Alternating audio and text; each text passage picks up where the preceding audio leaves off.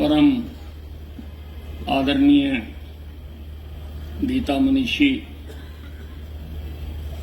ज्ञानानंद जी को चरण वंदना। उपस्थित देवियों और सज्जनों, जिस प्रकार सूर्य लगातार अपनी रोशनी से इस धरती को प्रकाश देता है, हमारी जिंदगी को सुगम बनाता है, उसी प्रकार से स्वामी ज्ञानानंद जी भी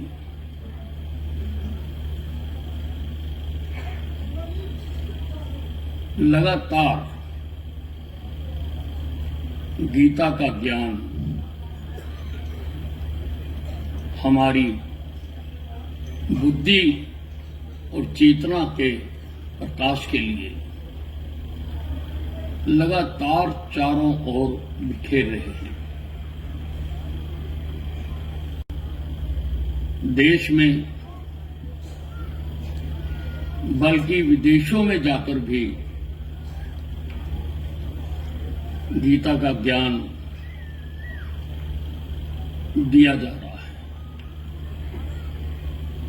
और इस ज्ञान के माध्यम से मैं समझता हूं कि वो लगातार हमें कह रहे हैं कि युद्ध कर, युद्ध कर, युद्ध कर। जैसा अभी बताया 5159 वर्ष पहले श्री कृष्ण ने कुरुक्षेत्र में कहा था अर्जुन को कि युद्ध कर, युद्ध कर, युद्ध कर। वो महाभारत आज भी जारी है। वो महाभारत के सारे पात्र आज भी जीवित हैं।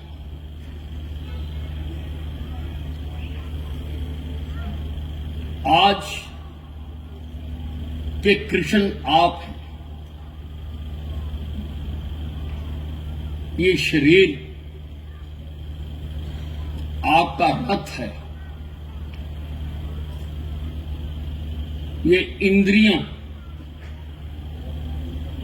आपके रथ के घोड़े हैं।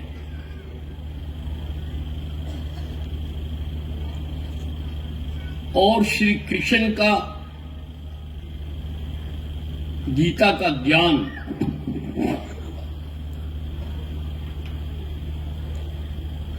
गीता मनीषी ज्ञानानंद जी से हमें लगातार प्राप्त होता है कि हमको युद्ध करना है। आज जो बुराइयां हैं,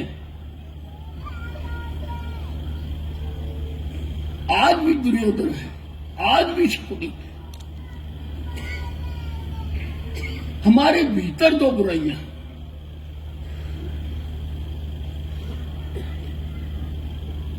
हमें उनके खिलाफ युद्ध करना है। हमें अपना जीवन भी और इस संसार को भी हमने निर्मल बनाना है। वह सब कुछ जो इसको निर्मल बनाने में बाधक है, वो कौरवों की सेना है। हमें उनको खत्म करना है। हमारे पास शस्त्र हैं, गीता जी में बताए गए ज्ञान योग, भक्ति योग, सांख्या योग, कर्म योग, जो हथियार जहां चलता है, जिससे चलता है, हमें वो शस्त्र चलाकर इस दुनिया का जो हैप्पीनेस इंडेक्स है, हमें उसको ऊंचा उठाना है। हमें ऐसी दुनिया का निर्माण करना है कि चारों ओर चिंताओं से मुक्त, सब जो मन की दुविधाएं हैं उनसे मुक्त होकर एक ऐसा समाज बनाए, ऐसा देश बनाए, ऐसा विश्व बनाए, ये सब खुशी के साथ। ये जो हमको जीवन मिलता है, इस जीवन का हम निर्वाह कर सकें। गीता जी में हर आपके प्रश्न का उत्तर दिया हुआ है। भगवान श्री कृष्ण ने कहा भी है, तस्मात् शास्त्राणाम परमाणु कार्य अकार्य व्यवस्थित है। फकत शास्त्र को बना रहनुमा, तुझे करना है क्या और ना करना है क्या। किस शास्त्र को? गीता जी को।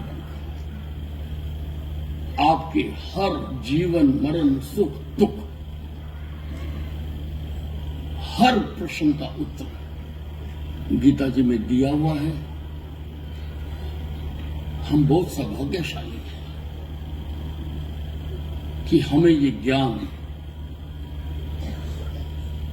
गीता जी में तो पहला श्लोक है शायद, धर्म क्षेत्रे कुरुक्षेत्रे संविता जुस्वा माम का पांडवाश्चैव किम अकुर्वत संजय।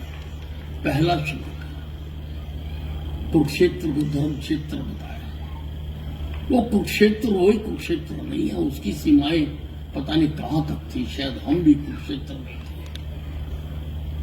और इसीलिए हमारा ये सौभाग्य है कि इस कुरुक्षेत्र में, इस युग में, हमारे युग में, हमारे पथ प्रदर्शक बनने के लिए गीता के ज्ञाता, गीता को जिन्होंने धारण किया,